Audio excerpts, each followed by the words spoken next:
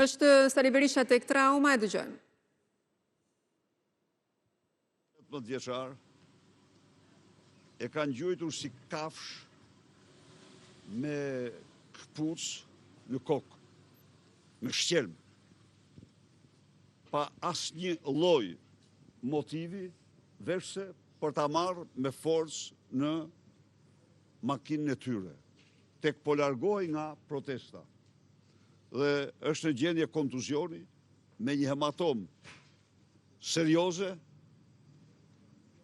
Mjekët po bëjnë përpjekjet dhe po e kontrollojnë, do t'i bëjnë skaner për të pa shkallën e dëmtimit, nëse është vetëm një ndët buta, po dhe kocka. Por sidoqoftë është me kontuzion trunor. Kurse tjetri ju e pate, filmuat, është një protestues që qellohet me snajper nga mrapa kokës, mes të rrugës dhe bie pa ndjeja. Do me thënë, një kriminel me uniform, gazin nuk do që ta hedh në rrugë, por do t'ja gjuj në kokë, si që ka bërë sot, një lloj me këtë dhe i kanë kriju kjo nga rëzimi dhe nga goditja, është me një kontuzion serios cerebral, trunor dhe ky. Të njëjtë gjë, duke gjujtur me snajper, me bombulat, kanë djegur, kanë qelluar Luciano Boçin, të cilit i ka rënë në trup bombula direkt nga arma me cilën hidhet dhe i ka djeg, ka kap për ta largue, i ka djeg gishtat e njerëzdor, djegë më shumë se shkallës dytë, pra përkundrejt qëndrimit shumë paqësor të protestuesve, por duhet ta pranojmë edhe një pjesë të mirë të policisë, të cilët kanë demonstruar vetëpërmbajtje dhe kanë zbatuar rregullat, ka patur midis tyre dhe kriminal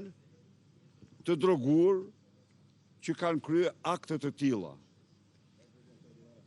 Se cila ishte karakteri paqësor i protestës, vërtetohet nga fakti se nuk ka asnjë antar të forcave të rendit të gërvishur, ndonse pa diskutim Sokol Bishga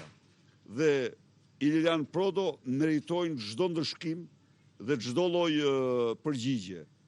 Por protesta është paqësore dhe në tërësi i përgëzoj policët të cilët treguan edhe mirëkuptim për frymën e protestës,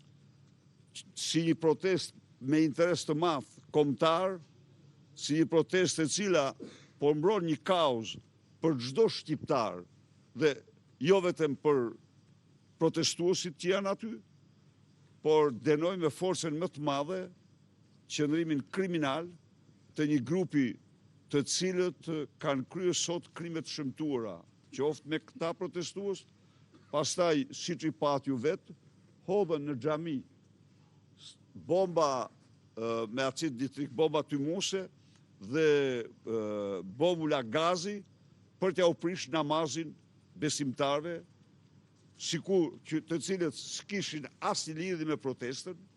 dhe s'kishte asnjë protestë në territorin afër xhamisë, përkundrazi për t'ja u respektuar, për të respektuar siç duhet lutjen e tyre, faljen e tyre, ne zgjodhem territor tjetër përballje me narkopolicin, por ata donin me çdo kusht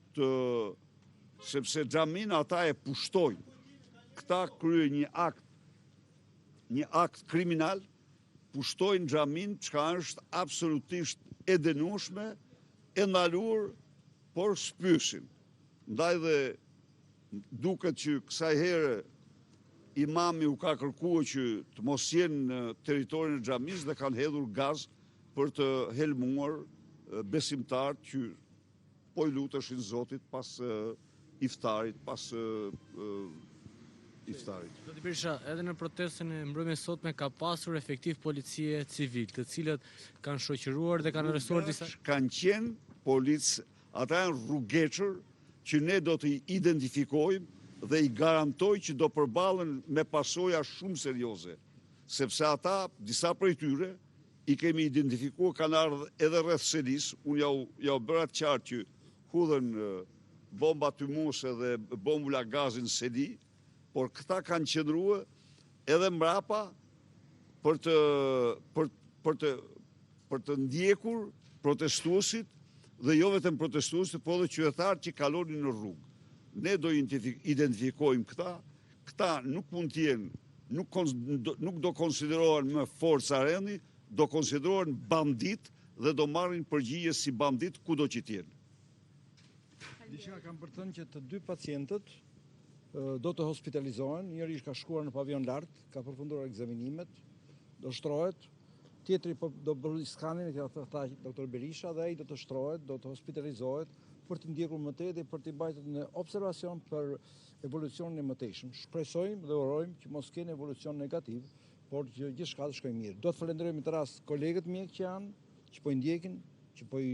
trajtojnë me mjaft seriozitet dhe me mjaft përgjegjësi dhe profesionalizëm. Por ne këta janë herojt vërtet, po herojt kryengritjes paqësore, sikundër janë të tillë të gjithë ata 28 qytetarë që ndodhen në qelit e komisariateve. Dhe paralajmëroj veçanërisht atë të komisariatit të parë, mos gabohemi, një ushtari Ergys Agasit, që në qoftë se një protestues cenohet preket, do përgjihet penalisht. Edhe komisariat e tjera, protestuesit, siç bën me adoleshentet protestën e kaluar, të cilët i terrorizuan dhe u nxirrin police si psikologë, dhe atë do ta gjejmë ne atë, që është paraqitur, kërkoj që të trajtohen në përputhje me të gjithë ligjet dhe të mos kërcënohen, të mos bëhet presion, të lirohen menjëherë se nuk kanë absolutisht nuk kanë kryer asnjë krim përkundrazi, i kanë shërbyer shoqërisë dhe vendit me protestet e tyre. Faleminderit.